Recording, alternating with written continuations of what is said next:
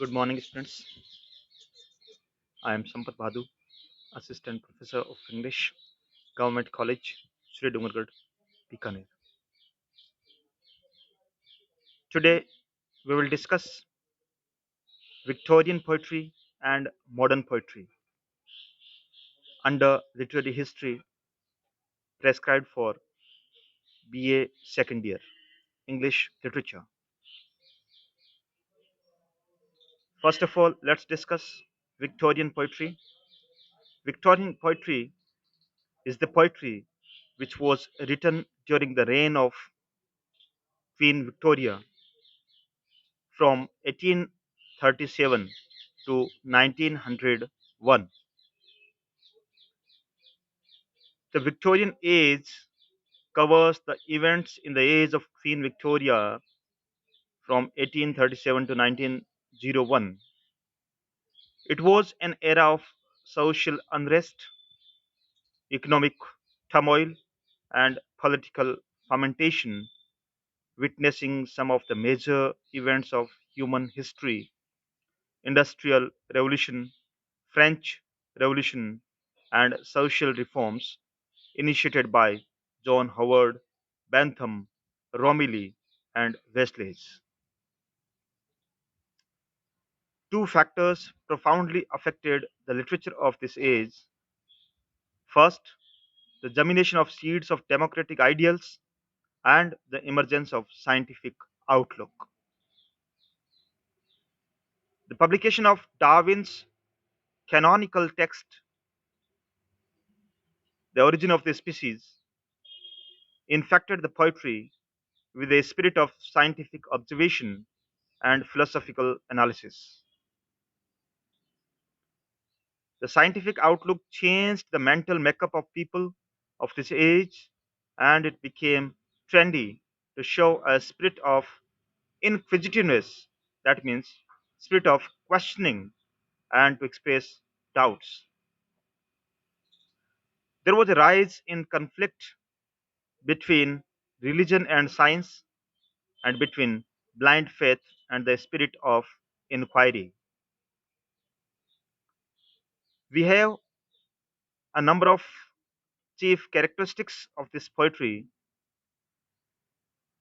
First, the poetry of this age, means of Victorian era, is rich in medieval legends, myths, and fables. Second, it's more realistic and less idealized in its nature and outlook. It focuses more on urban life and its associations.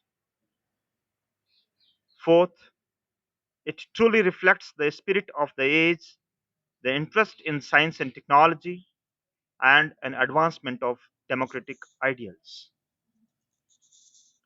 Next, it is rich in imagery and pictorial presentation.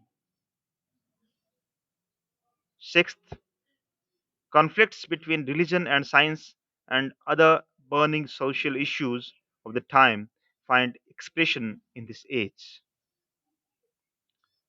The most representative poets of the age are Alfred Lord Tennyson, Robert Browning, Elizabeth Barrett Browning, George Meredith, and Matthew Arnold. Tennyson's chief works are The Princess, In Memoriam, Maud, and Idylls of the King. Browning's dramatic monologues bring out his interest in soul dissection in this age. Now let's discuss modern poetry after Victorian era. Modern poetry. Modernism was a literary movement broadly covering the period of the last decade of the 19th century to the beginning of Second World War. Second World War, took place in 1939, and it lasted until 1945. It's in fact a broad term canvassing numerous ideological groups, literary movements, and varied schools of literature, art, and thought coexisting in Europe almost at the same time. These include symbolism, post impressionism, expressionism, imagism, decadence, dadaism, and surrealism. The poetry of this period is traditional in form and subject matter. Prior to the First World War, the Georgian poets like Rupert Brooke, Edward Marsh, Robert Graves, and John Drinkwater occupied the central stage in English literature.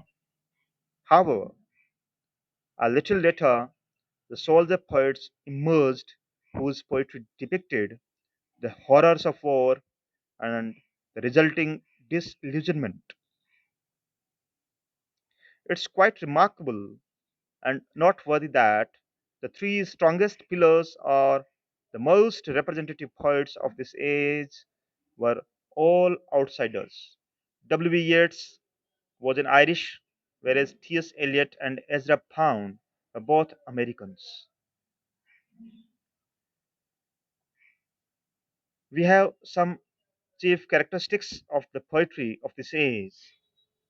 Number one, the range of diction extended enormously, and slang words, colloquialism, and jargons were welcome additions to the diction.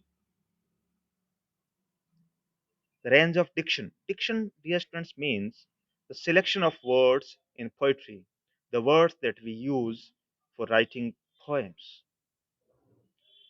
In diction, what was included in this is slang words, colloquial words. Colloquial means local words, and jargons. Jargons means the words, difficult words, abnormal words. They were used or added in this age. Second, there was a revolutionary extension in the subject matter.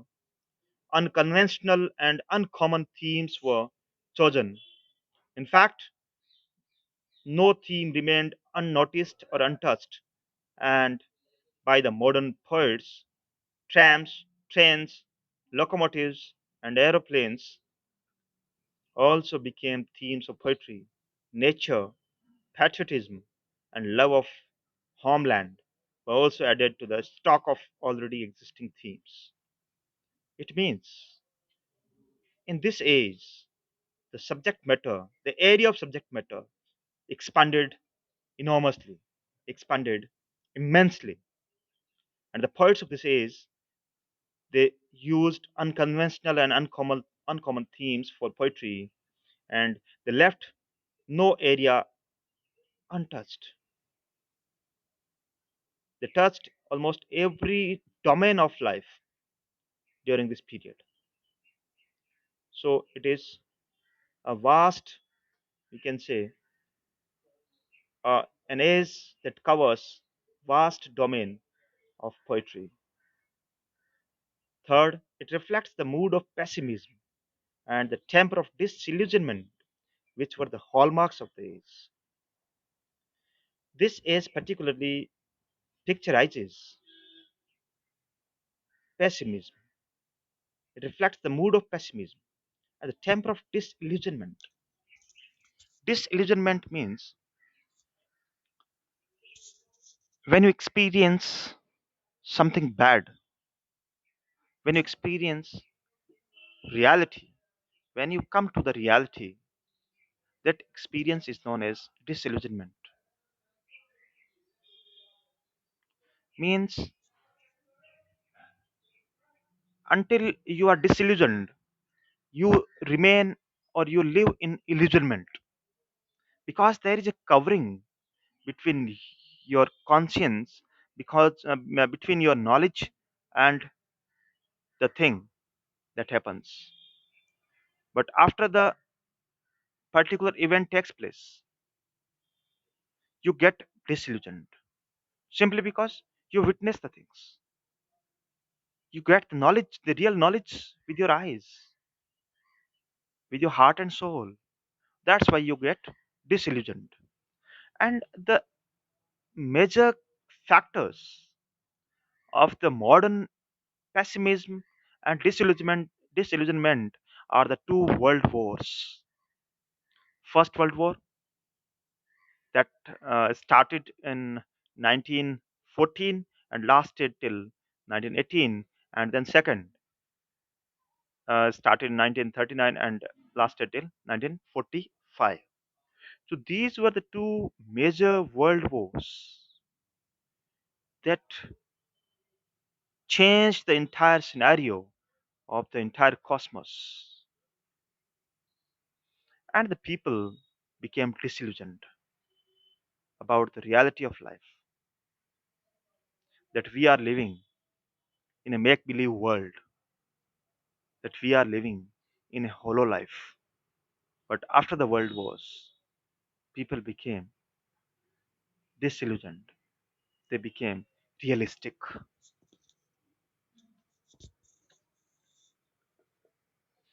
T.S. Eliot is a representative poet of this age, and his masterpiece, The Wasteland. Wasteland was written in 1922. It encapsulates, encapsulates means it includes, encompasses the spirit of the age to the fullest. It depicts the disillusionment, ambiguity, despair, rejection, and fragmentation of the age. At the same time, the optimistic ending echoes the hope of the denizens of this age. The other prominent modern poets of this age were Cecil de Levis, W. H. Auden, and Stephen Spender. That's all for today, and have a nice day.